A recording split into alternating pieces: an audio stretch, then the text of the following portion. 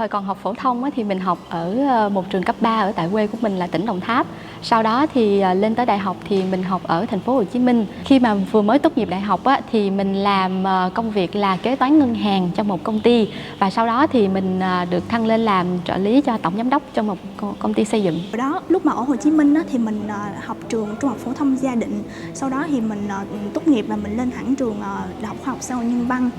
cũng học ở Hồ Chí Minh luôn.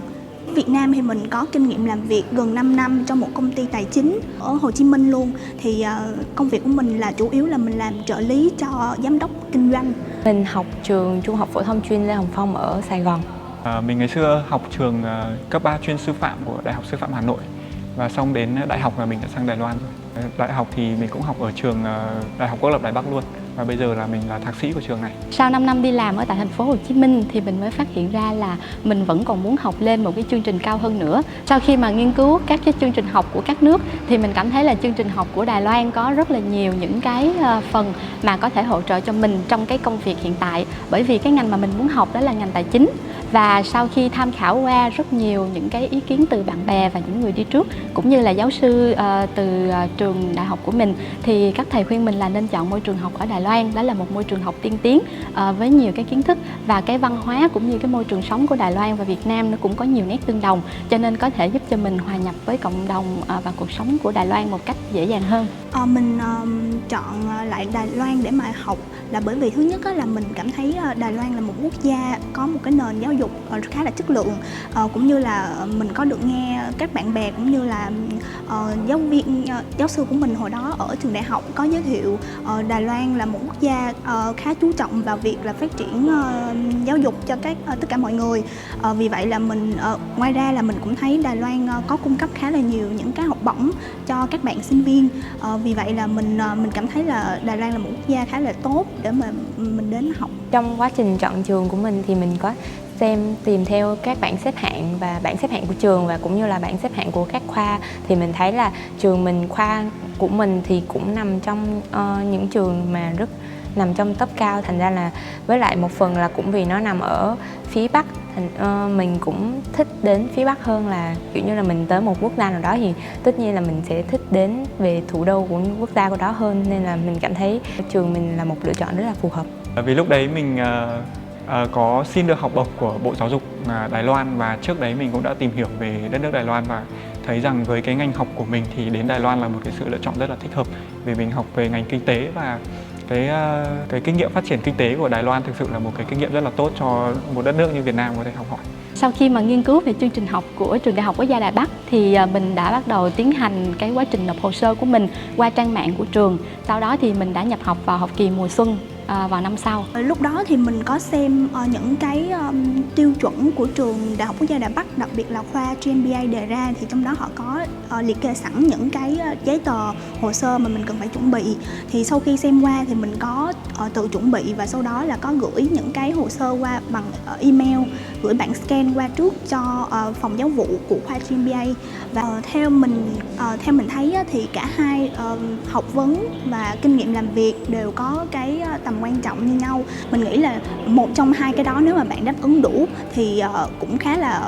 phù hợp. Tuy nhiên nếu mà được nhất thì mình vẫn nên là có cả vừa về học vấn và vừa về kinh nghiệm làm việc. Vào lúc đó thì trường mình có một thời gian mở đơn là vào khoảng tháng 3 và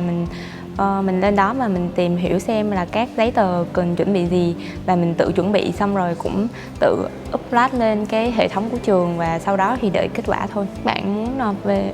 các trường đại học bên Đài Loan thì tốt nhất là nếu mà mình nộp vào đại học thì cũng nên có các hoạt động tập thể, các hoạt động xã hội này nọ, thì để kiểu như là đó là một phần cộng điểm trong cái hồ sơ của bạn. Tại vì các điểm học bạ các thứ thì ai cũng có thể có được thôi, nhưng mà cái làm sáng con người bạn thì đó là do những gì bạn tham gia vào những cái hoạt động khác.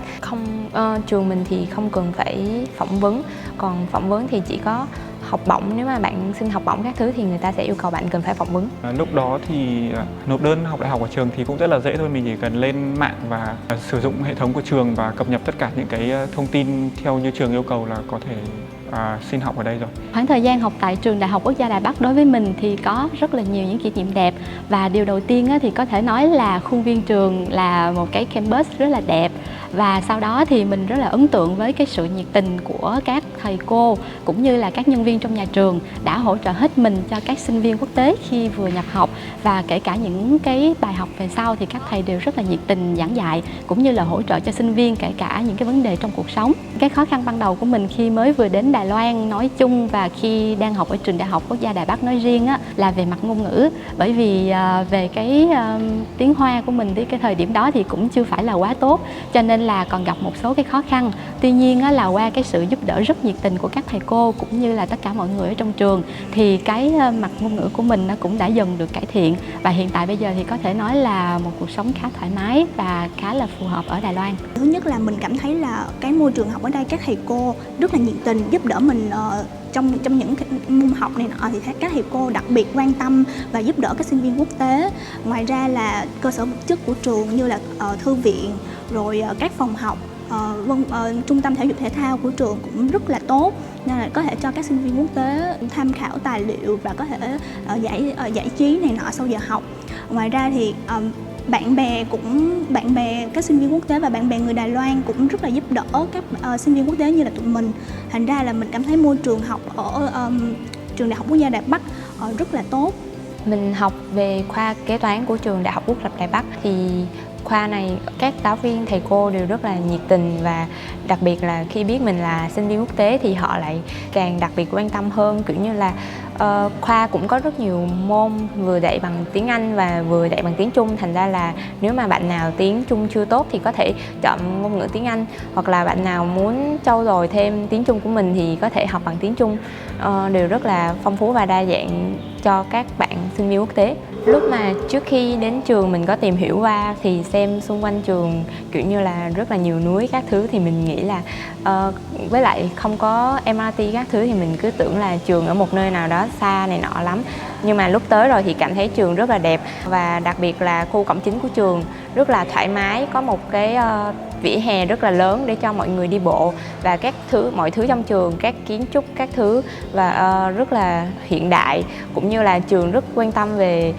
tinh thần của học sinh, kiểu như là có các tòa nhà thể dục mà để cho học sinh có thể giải trí sau giờ học. Lúc đó mình học xong kinh tế ở trường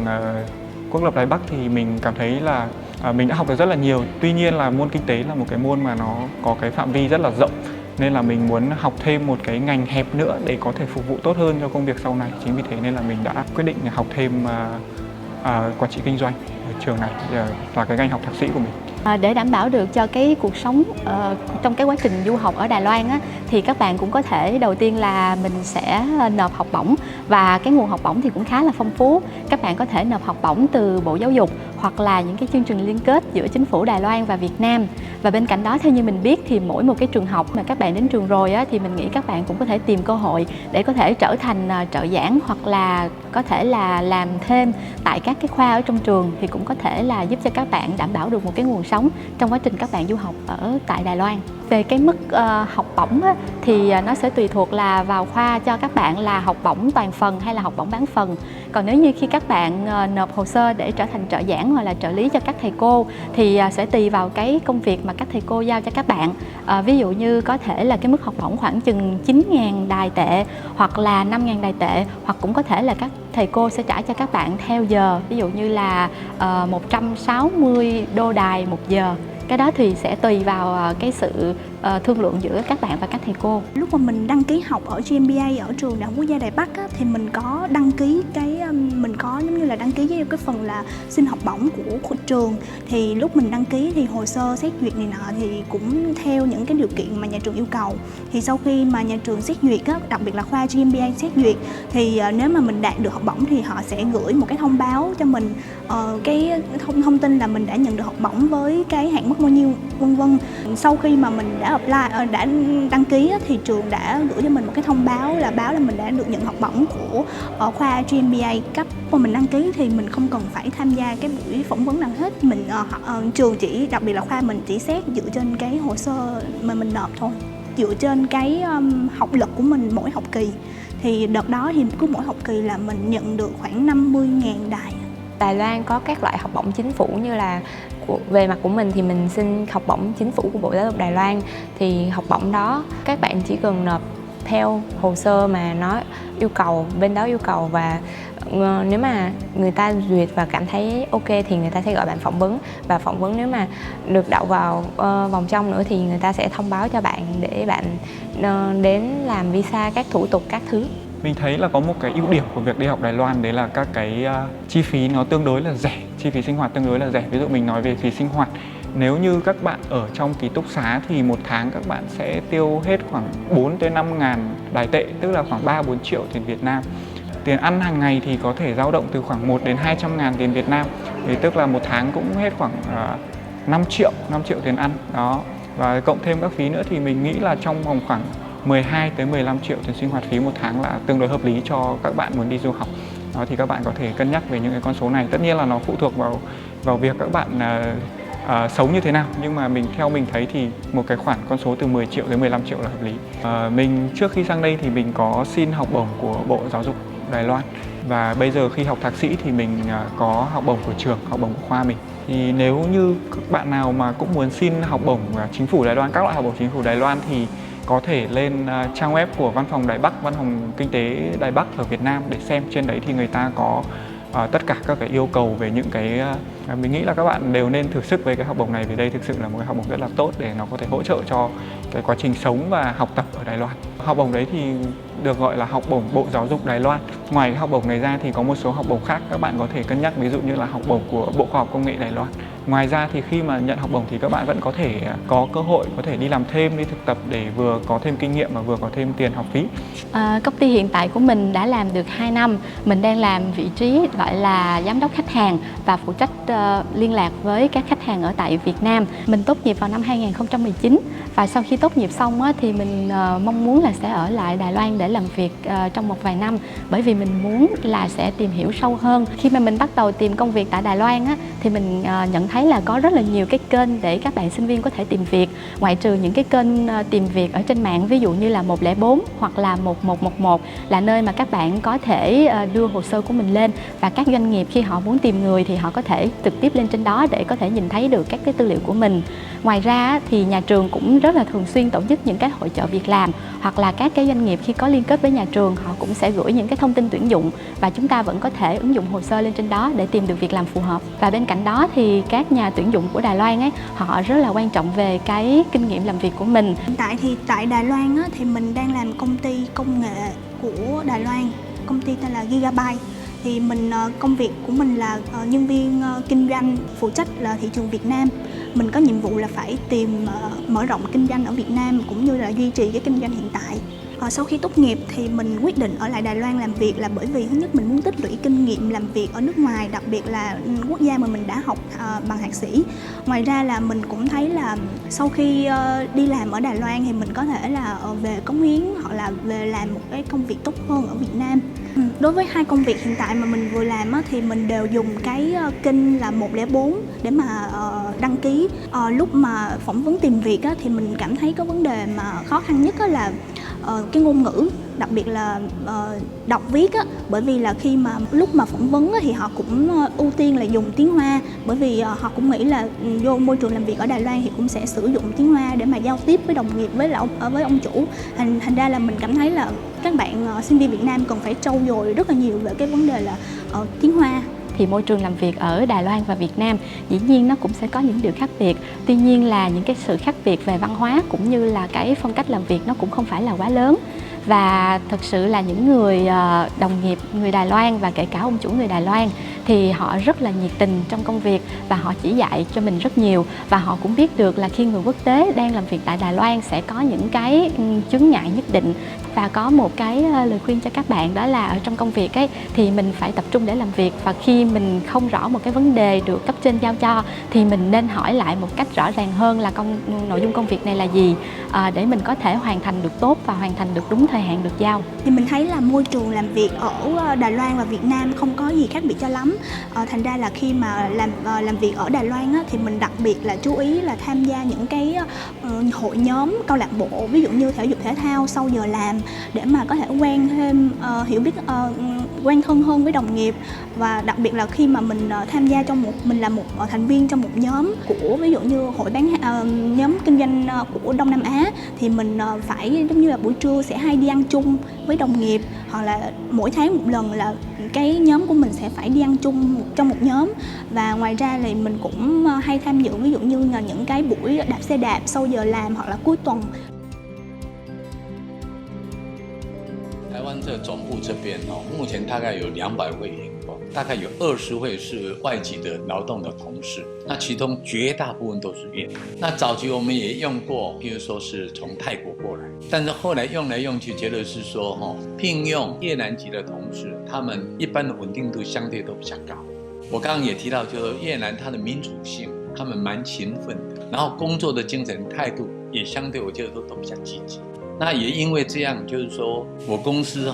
也在越南河内国家大学成立2个奖学金，一个就是说针对中文系，因为我们很多同事是越南河内国家大学中文系的学生，那还有就是针对所有越南河内国家大学所有的学生都可以提出申请，总共25个名额。台湾目前大概平均的所得大概有将近3万块美元。台湾过去的发展的经验跟轨迹，还有现在正在酝酿、正在演变当中的一个趋势，对越南要过来这边念书的同学是一个绝佳的选择。我是觉得年轻真好，充满了无限的可能。在我们年轻阶段，我们好好想清楚对自己一个期许是一个什么样的未来，一个人生，结合自己的性向、兴趣，然后选定方向，不断的充实自己，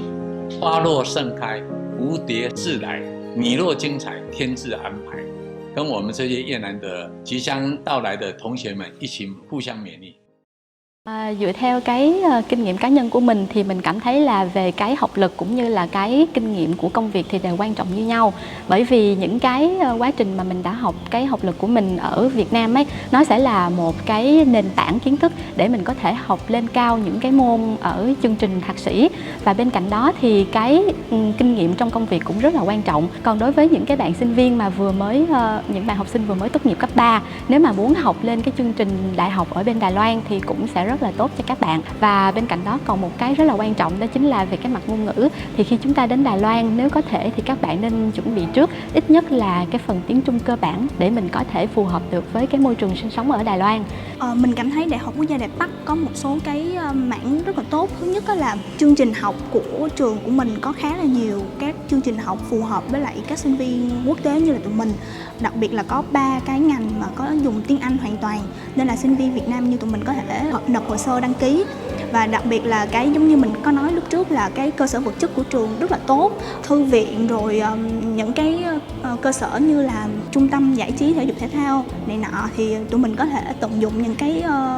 cái cơ sở này để mà phát triển về mặt là học thuật cũng như là về mặt là giải trí. Hoặc ngoài ra là mình thấy là giáo sư cũng như là nhân viên của trường đặc biệt là rất là nhiệt tình và đặc biệt giúp đỡ các bạn sinh viên quốc tế như tụi mình. Thành ra là mình cảm thấy là môi trường ở trường Đại học Quốc gia Đài Bắc rất là phù hợp với lại các bạn sinh viên Việt Nam. Khi vừa đến Đài Loan thì công việc học tập của mình khó khăn thì chỉ có về tiếng Trung, kiểu như là cũng không lớn lắm. Đa phần thì mình vẫn có thể hiểu được mà họ đang nói gì. Cảm thấy trường của mình là một môi trường học tập rất tốt, nhất là có một cái khu viên khá là rộng lớn và rất là an toàn cho mọi người. Với lại mình khuyên là các bạn nên chuẩn bị một khối tiếng Trung có thể đủ xài cho cuộc sống hàng ngày cũng như là trên lớp nếu như mà bạn học về chương trình tiếng Trung. Tất nhiên là các bạn sẽ phải cố gắng học thật tốt những cái bài vở ở trên lớp để đạt được những cái thành tích học tập tốt. Và tất nhiên là hãy cố gắng dành thời gian để tham gia thêm những cái hoạt động ngoại khóa, vì cái đấy không chỉ là để cho chúng ta xin đi học mà cũng là một cái điều rất là tốt, vì chúng ta khi mà tham gia như thế thì chúng ta học được rất là nhiều điều. Và có một cái rất là quan trọng mình muốn mọi người phải chuẩn bị trước khi đi học ở Đài Loan, đấy là mọi người nên cố gắng học tốt cả tiếng Anh lẫn tiếng Trung, bởi vì là chúng ta sẽ phải sử dụng rất nhiều hai cái ngoại ngữ đấy cả trong quá trình học và trong đời sống hàng ngày. Ở một cái vùng không phải là trung tâm thành phố nhưng mà cũng rất là thuận tiện, và chính vì nó không phải vùng trung tâm nên là nó được một cái là cái không gian ở đây, cái môi trường ở đây rất là trong lành, sạch đẹp. Thì mình nghĩ là nếu như các bạn nào mà muốn có một môi trường học tập tốt, một môi trường sống ăn chơi giải trí quá cao thì mình nghĩ đây là một cái môi trường rất là tuyệt vời để cho các bạn có thể cân nhắc trong cái việc đi du học của mình. rất là cân nhắc khi đi du học đấy là về các chi phí. Thì Đài Loan có một cái mức chi phí sinh hoạt cũng như là mức học phí tương đối là rẻ so với cái chất lượng giáo dục. Thì mình thấy là nếu các bạn muốn đi Đài Loan thì có một số điều các bạn cần chuẩn bị như sau. Một là thành tích học tập và các hoạt động xã hội thì các bạn dù có đi đâu thì các bạn phải chuẩn bị. Nhưng mà có một cái rất là quan trọng đấy là ngoại ngữ và đặc biệt là tiếng Trung, bởi vì là khi mà các bạn đến Đài Loan thì việc mà không biết tiếng Trung sẽ gây ảnh hưởng rất là lớn tới cái cuộc sống của các bạn. Thế nên là nếu mà các bạn đã xác định là các bạn đi học Đài Loan thì nên chuẩn bị thật tốt ngoại ngữ của mình.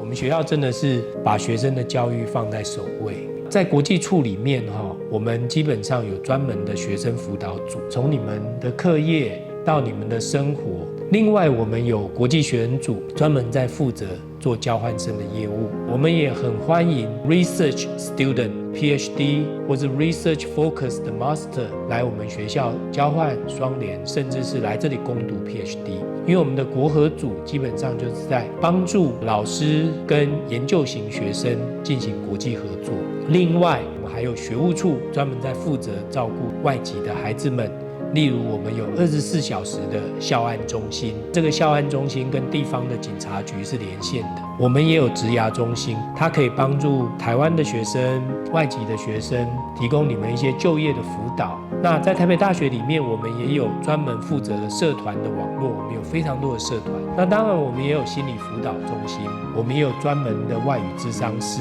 那当然，我们有全国几乎最好的图书馆，所以整个学校不管在软体、硬体上面都是非常新跟好的一个环境，那就等着你们来使用，也欢迎你们多多来使用。